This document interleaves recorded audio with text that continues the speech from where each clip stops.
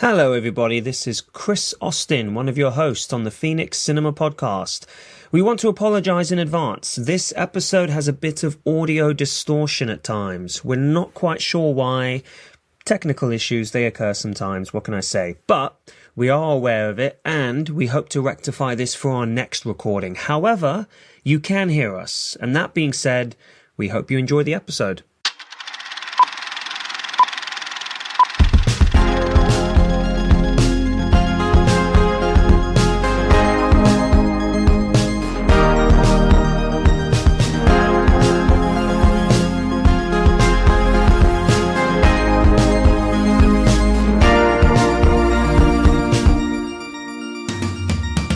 Hello and welcome to Phoenix Cinema Podcast. I am Chris Austin.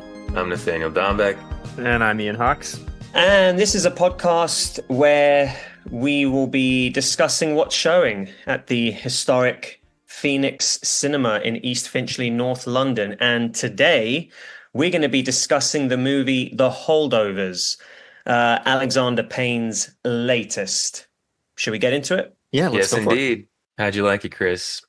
I loved it. I thought you would like this one. Yeah. Yeah, I thought it was such a lovely movie. So lovely.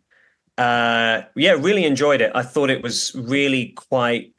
I expected it to be funny, and I expected it to be quite emotional and quite moving, and I got both. Yeah, it was a really lovely story with some wonderful, performances, I thought. Yeah, I'm I agree. so pleased. I agree. Whenever Are you I surprised? Yeah, whenever I say I enjoy a movie, the collective sigh of relief. Well, I'm actually curious though, because are you surprised, Nathaniel? Because I feel like when I was watching this movie, I wished I was sitting right next to Chris watching it, because I was like, Chris is having such a good time watching this movie. Like, this would have been the perfect movie to just like crack open a beer and watch with you on your couch or something. I think it would have been a blast. Did you think Chris was going to like this when you were watching it? No, my surprise is because I didn't. Oh, interesting. Interesting. Interesting. Really? Okay. That also Pretty surprised me, but tell me a little Pretty more. strongly so. Wrongly so. Interesting. Yeah, I mean, Paul Giamatti was the best part of this film. I mean, he's an amazing Yeah, he's actor. Mhm. And he really was committed to the role, and I think he did a great job. But ultimately, when I was watching this, I was pining for movies of past days and actors of past days. I was really missing Philip Seymour Hoffman, who's played that boys prep school student in a number of films like Patch Adams, Talented Mr. Ripley, The Scent of a Woman. I was also thinking about Dead Poets Society. And I was just really just missing those films and those actors: Robert Leonard, Ethan Hawke, Josh Charles, Gail Hansen, in Dead Poets. Like, it's so The hard. young guy didn't work for you? I don't want to be too harsh. Sorry, I didn't mean to call you out. You can pass. You can pass on that question. No, but that seems to be what you're dancing around. Yeah, no, I thought the crew of young boys, again, just could not hold a candle to these crews in these past movies like Dead Poets or Patch Adams, or Scent of the Woman, even in the beginning, when we were meeting with those students, and it made me miss those days, man.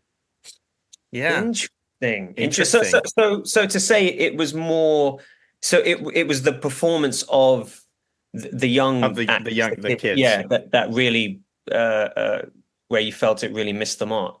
I think there's a quality to the stuff that you think about Philip Seymour Hoffman. I mean, it's, he's one of the GOATs, so like, I guess Cool. maybe it's unfair to compare it to him. But even when you think about Robert Leonard or Ethan Hawke or any of the young men in Dead Poets, I felt like they brought such unique flavor and like individuality to each moment and how they were reacting like in their scenes where this felt more general and not as specific, not as like individual. Um, and I kind of felt like I was being walked through each moment, sort of like capital M, like, okay, here's this moment, and here's how I need to feel about it. Here's what's happening in this moment. Mm-hmm. But I would love to hear why you guys love this so much. I don't mean to start off the episode on a negative tone. If you guys want to, combat me a little bit, feel free. No, totally. Yeah, I mean, it's interesting because I think I maybe see what you're saying in that I think the movie's pretty like I really liked it a lot. I will just say that first of all. I enjoyed it a lot. But I can see what you're saying in that I think the movie is quite like formalist. Like I think the movie has a specific like tone and a specific, I think, constraint to it. And I think the performances are actually pretty affected. I would say the performances are not really naturalistic performances. So I do actually I think see what you're saying. For me, I really enjoyed that. I think in the day and age of like Wes Anderson's, I think we go into if you know I think part of what's made his film so successful is it's so clear that he has a form and a constraint. I mean, from the first shot of all of his films, you're like, oh, this is kind of a pseudo realistic world, and so then you can buy into the weirdness. And I think this one maybe could catch you a little off guard because it could be setting up to be this extremely, I think maybe like realistic or kind of like naturalistic film, and I think it's actually a pretty stylized film. But I really liked the style of it. I found the style of it funny and charming, and I do agree that I think they're bending some character beats to get a joke, or they're bending some character beats to create a certain kind of like halting or kind of uncomfortable aesthetic to it. But I personally really bought into that aesthetic and really liked it, and it felt like it was. The fact that they did like from the very beginning, when they did the old school Universal logo Yes. and they did the old school Focus Features thing and the Miramax I really thing. enjoyed that. And Which is I think like we're in the 70s. Yeah. but I would say that and maybe what you thought, Nate, was like, oh, this is going to feel like one of these old movies. And I almost feel like this movie is like a commentary on those old movies a little bit. It's kind of like saying like, oh, this is almost like we're taking that kind of older aesthetic and then we're just like leaning in like really hard and kind of like diving in hard in something that's kind of stylized or something. But to what purpose or like to what point are they commenting on these older films? yeah, I don't know. I don't have a strong answer to that. Okay. So maybe Just I'm curious. making a weak point. But Well, yeah, because I don't know. I get what you're saying is that like I do feel like they were conscious of some of these films that I named when making the film. It really felt like that, and perhaps they were trying to have a dialogue with those films in some sense, but for where that I missed, because for me it felt like they were reaching for them and couldn't quite get there. Yeah, it's so interesting because that's exactly what I was going to say. I was going to use those exact words. I think it is in dialogue with all those movies that you've mentioned in the past, very much so and very consciously so. But for me, yeah, it very much worked because for me, it was nice you don't see films like this anymore. You just don't. And it felt like, for me, a lovely throwback to all those wonderful titles that you've already mentioned, Nate. And I was like, it was nice to just sort of settle in and be like, yeah, I do feel like I've seen this kind of movie before. And it, with these sort of character relationships and, and how they progress and how they grow together and sort of that arc of the film, I feel like I've seen it quite a few times. However, I thought it was just done really well. It was so effectively done that I could just sort of just go with it and just sort of go with the characters and the performances and be like, yeah, I think again, it's not inventing the wheel, but it's done very well. I don't know. Now, Chris, you didn't like Dead Poet Society, right? Okay, so so this is the episode where Welcome to part 2 of the podcast where we talk about Dead Poet Society. We don't have to go into it, but I wanted to put you on the spot. Yeah, I mean, so thank you for bringing that up. No, here's the thing. So we all are in a film club together, and we all, pick films and we rate them. We watch them every week. I still find it hard to sleep today, knowing that 3 or 4 years ago, we watched Dead Poet Society. We got together to speak about it, and I never truly voiced how I really felt about the movie. Now's the time. But yeah, no, I think Dead Poets is I just love the whole Robin Williams aspect of it, and especially I watched that film after he had passed away. So for me, it's more of I just love his performance in that film. I love seeing him on screen. However, I felt that the movie was for me, it was quite cold. And I didn't really, I don't know, it's what you were talking about earlier with the characters of the students. I just found it quite slow paced and really hard to invest myself emotionally in that movie. And so, in particular, what did you feel like this film did better for you? Like, were you able to relate to these students like in a stronger way, or? No, actually, no, because I don't think it's about relating to the students, and that's actually where I think the film succeeds. Right, yeah, because it's like these are like prep school, they're assholes, yeah. Yeah, basically. And I can't relate to them at all. However, maybe the fact that it sort of has a singular focus where it's really just one student who ends up, sort of left behind and having to be cared for by these other adults. It really narrows the focus down a little. So, as opposed to having like a classroom full of kids inspired by this one teacher. And I just think that for me, it's less the kids, it's the adult relationships that I found so moving and compelling. And like you were saying at the start of the call, Nate, Paul Giamatti holds this film together, as does Da'Vine Joy Randolph. I think she's amazing. Yeah. Wonderful in this. Yeah. Wonderful. Well, and I think like for me, okay, here. So I'm not qualified to talk on any of this because I haven't seen Dead Poet Society, Patch Adams, or Scent of a Woman. So I haven't seen any of those movies. So I'm not going to talk about those movies. But what I liked about, I might need to come kidnap you for a few hours. Yeah, that's fine. I'd like to see those movies.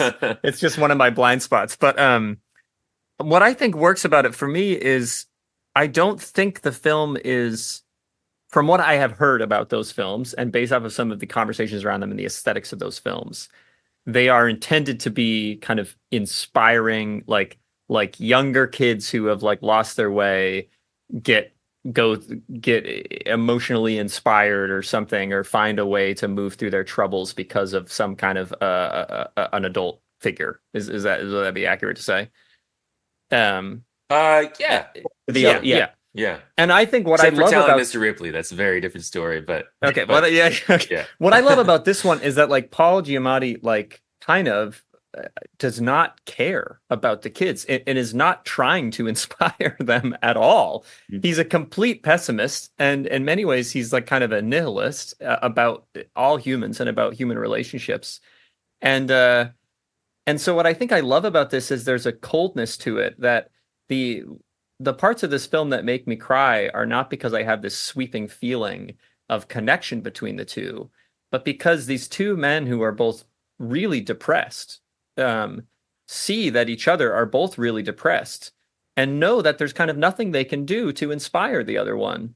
All they can do is just shake hands at the end and say, I'll be seeing you and see you later. And I think that's what's so like lovely about the film is it's not a film about locker room speeches, or it's not a film about these young boys finding their manhood. It's about this kid who's broken, and he's going to go on being broken because guess what? Paul Giamatti is him. 50 years later, he's still broken. And I think like that's for me why I was okay with all these kids being kind of boiled down to nothing, because Paul Giamatti isn't trying to connect with them. And ultimately the film is not even interested, I think, in the film's interested obviously in the connection between the two main characters, you know. But I think the connection is more this connection kind of built on bitterness, and it's not necessarily that the bitterness goes away as much as they see each other in their bitterness and pain and are allowed to kind of continue with that to some degree. And I think that's where I think especially with the other prep students, I kind of was fine with the fact they were caricatures, because I was like, they just don't they'll never understand Paul Giamatti, and he's not interested in understanding them. And I was so glad. My favorite part of the film was when they come back from break, and I was so afraid that Giamatti's character was going to come in and say, you know what? Just kidding, guys. We don't have to have like a pop quiz or something, or like, I've been too hard on you all, and actually try to connect with them. And it's such a smart choice that he comes back and immediately is exactly the same. He has not changed because of this experience. Basically, he's in terms of the other students, he's exactly the same, and all the other students are exactly the same too. They're all rolling their eyes and saying, "Oh, this is stupid." And but then like the Angus in the class is like, "Now I get you. Like, you are still doing the same things you're doing, but I understand you now."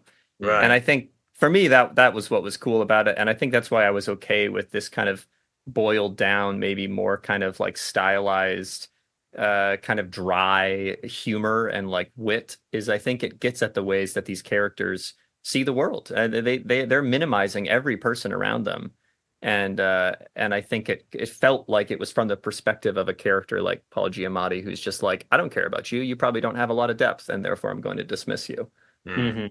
Yeah, fair enough. I mean, the arc that you described, it definitely is strong. Yeah, and to speak about Randolph again, I think she adds so much to this film. She's so wonderful. Didn't she just win a Globe or something? Have the Oscars happened already or not? No, the Oscars haven't happened yet. This I'm pretty. But there's a lot of things, and like the SAG Awards just happened, and there's like the Spirit Awards, and then it's award season. There's like a new thing every weekend. It's hard to keep track ending. But as long as this awards season goes on, she deserves to win a gold statue.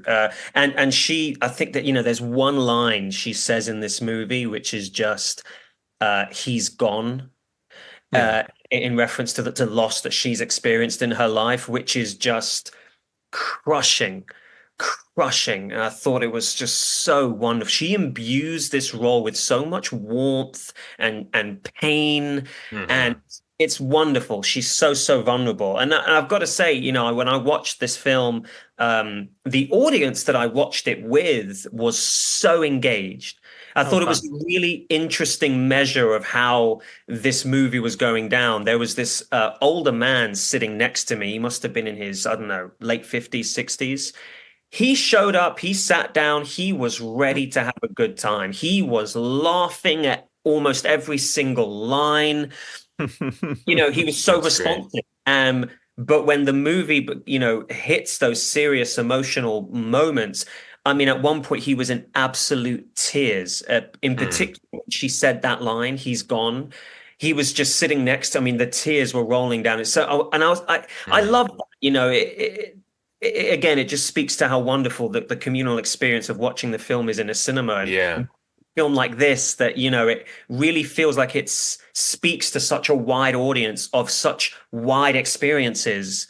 And I thought the movie communicated that quite well. It was such a smart move from the writers to put like because the pitch for the film is essentially like this, you know, this young kid and this old professor who are both like, you know, the kind of mirrors of each other, are stuck over winter, right?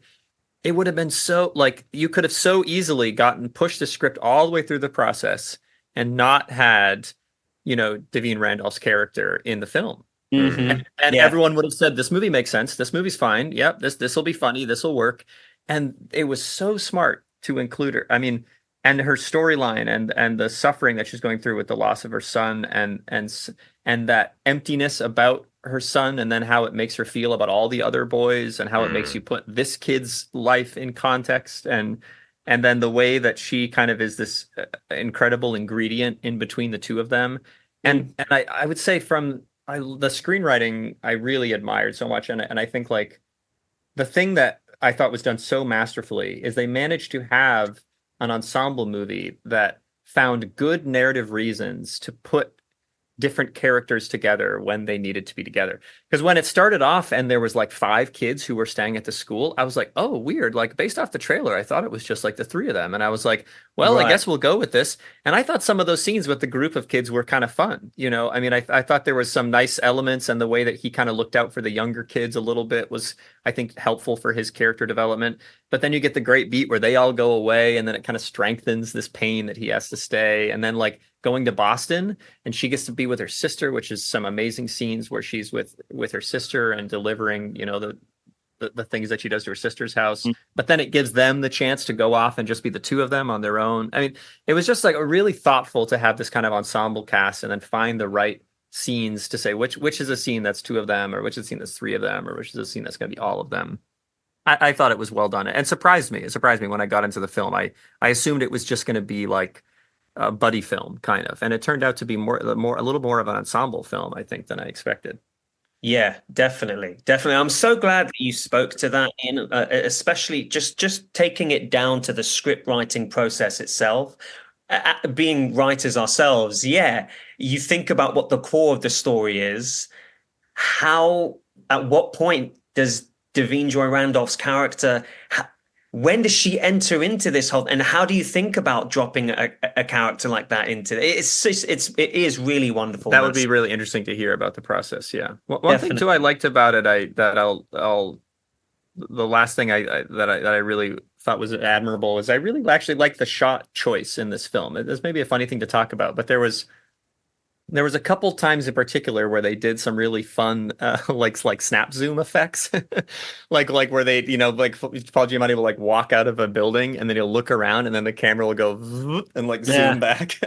I think a lot of times I feel like a film decides, oh, we're going to be on wider angle lenses, or we're going to be on floating camera or something handheld. And what I loved about this film is I feel like it used so many different tricks to service so many different scenes. You know, there's the great scene when they're in the liquor store in Boston, and he's telling a story about how he got kicked out of Harvard. And it's a oneer. It's like this wandering oneer where they have this long conversation, and there's no editing in it. And then there's plenty of other scenes where there's all sorts of editing, and it's mostly done in close-ups, or there's funny whip pans that I think really serve comedy, or there's kind of ultra wides, or, you know, I just felt like every scene was really thought about, well, what's the best camera move and camera placement to communicate the emotion of what this individual scene kind of needs to carry, as opposed to necessarily being locked into the visual language of the film says it all has to be on Steadicam, or, you know, whatever it might be. That's very interesting. I didn't actually pick up on that, Ian. I'm glad that you've mentioned that. I didn't pick up on that at all. Yeah, I would be interested in a rewatch to really see that. Now, and I feel like, you know, whip pans or like when you quick zoom outs or zoom ins, isn't that such a product of the time that it's evoking, like in the 70s, like filmmaking? Yeah, totally. Yeah, it's like, oh yeah, it's very fun. It's very fun. So Chris, what impacted you on like an emotional level in this film? A couple of things, I guess. I know you had mentioned Da'Vine Joy Randolph's character and her storyline, but for sure. I mean, you know, having lost loved ones in my life, I know what it feels like when we reach that time of the year, especially Christmas. It feels like Christmas really amplifies, you know, the losses you've had in your life, more so for some reason than at any other time of the year. So that I completely identified with, as well as sort of having that teacher who becomes a mentor, who maybe becomes a friend. You know, I feel like I do have that in my life as well, even though we never started at such a rough place. But yeah, I just think that was, the relationships between them all is what really, really affected me. So you could almost see yourself in that relationship between Agnes and Paul. Totally, and yeah, Professor, totally. yeah. I really could, and what I really appreciate about the film is I really thought it was naturalistic, and everything progresses, and the relationships progress quite naturally as well. I will say there was one moment in the movie where I was like, "No, I don't buy this. I hated this." And like, if I had to rate it, I Now would that's the drop Chris like that I know. Andy's back. Uh, I like if I had to rate this movie, I would drop it half a star or a star because of this. But Oh wow. it was Angus is the young actor in this, right? And Yeah. it's the character, and he goes to this. They go to this like Christmas party, and he meets a girl his age, Hmm. and they have this flirtation throughout the night, and then she, out of nowhere, she just leans in and kisses him, and I was furious. I was so mad because I didn't buy it. I was like, why is this even necessary? Sure. You know, and Felt like a means to thankfully, justify an end. yeah, I was like, why are we doing I didn't feel like it needed that. Hmm.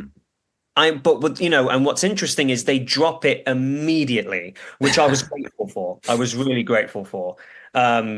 So yeah, it didn't derail the whole thing for me, but I can't stand moments like that in movies where I'm like, why? Where's this? Listen, I've never gone to any party and no one's just kissed me out of nowhere. Even though, You're especially missing when out, you've Chris. You're missing out. Yeah.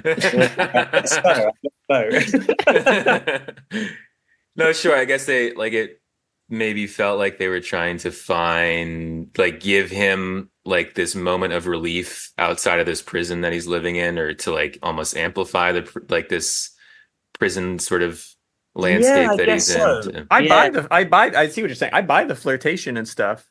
And even that moment where she's kind of like, "Are you looking down my shirt?" And he's like, "Yes." And then she's kind of like a little bit okay with it. Like I was even on Ugh. board for that a little, although that felt a little forced and weird. But yeah, Mm, that's then the fact that they kiss each other, the kissing felt, it feels strange. In mm. my mind, I was like, either you're someone who woke up that day deciding you're gonna make out with someone at the party, in which case her performance didn't track, in which case she would have been, I think, much more aggressive and flirtatious with him. Or you're someone who meets someone who you're flirting with, and then you're like, maybe this will become something later, and you give them their phone number or something. You know what I mean? Right. So I do agree that part didn't quite work with me, and I do think it was a little funny that then it, like, it goes upstairs and there's the conversation up there with Paul Giamatti and his coworker, and then like Angus just rushes upstairs and is suddenly like, come do this thing, and I'm like, what happened with the girl in the basement? And then we're like, oh, it's not about her at all anymore. At all anymore. Yeah, we move on very swiftly. So what would you guys pair this film with? You go first. No. I asked the question first. You have to. I had a pairing, All right, but I'll go. now I'll that go. Ian sort of Go like on. re-described the film to me a little bit. I'm like frantically searching my brain for maybe a different tone of film, but go for it. I would pair this film with Lady Bird by Greta Gerwig. Oh, I like Lady Bird a lot. I'm very fond of that film, and me I think too. to me the thing that really stuck out to me in this film was the ways that the Angus and Paul are mirrors of each other. He sees that this young kid is just like him when he was young, and Angus comes to see that this old guy could be him when he grows up. And Lady Bird has that lovely relationship between the mother and the daughter, where they kind of are each other, but they Mhm. can't stand each other, and is also a coming of age story. So yeah, that's my pairing. Mm. I love that. That's a great pairing, Ian. Yeah, Mhm. yeah. I was going to be so basic and pair this with the obvious choice, but as we've spoken about Dead Poet Society so many times already on this call, um, I'll throw out another option. I'll say, and this is thanks to my girlfriend Carrie Ange, because this is really her suggestion. If I didn't credit her for this, she'd kill me. But Breakfast Club. Mm. Nice. Yeah, as a coming of age story, and as a film where I think the young characters really are so dynamic and interesting, especially with how their interpersonal relationships with each other. Yes, there's no real teacher mentor figure in that movie. It's more just about the kids and the time that they spend together. But yeah, I'd throw that in there. Yeah, now I feel pretty lame pairing it with Dead Poet Society. But that's. Were you both going to do that? Were you both going to do that? I mean, this is inspiring me to go watch that one. Or even Nate's review of this film is, I wish I was watching Dead Poets Society. A little bit, yeah. Or Patch Adams. Honestly, I haven't seen Patch Adams in a long time, and I really owe it a revisit. I've never saw it. It's wonderful, and especially like getting to see Robin it. Williams and Philip Seymour Hoffman have this fun, contentious dynamic, and just to see these two incredible actors going head to head is in a rare moment. I can't think of another film where they get to share the screen. Yeah, that's true. That would be really fun to see. Maybe I'll say Patch Adams. Go watch that one, and I'll watch it with you. Great. I'll put it on the list. All right, sweet guys. So I guess that kind of wraps it up. So usually I was going to ask this: did this change your mind at all? But I think it's very clear from what Nate said that this happened. So no. I appreciate both of your perspectives, and it definitely keyed me in to some intentions from the filmmakers that I was missing. And I think I guess I'm feeling a little like sometimes I can get pretty sensitive to like performance beats. And even if like the writing is there, if there's even sort of like one performer who's kind of not bringing it in the way that I can relate to, it's hard for me to get past that. But hey, acting is really, really damn hard. So, but I totally understand that point, and yeah, I'm usually find myself in that situation too. So yeah, no, I completely get it. Thank you guys for this. This was great. I want to say special thanks to the Phoenix Cinema for allowing us to do this. We're looking forward to the next movie.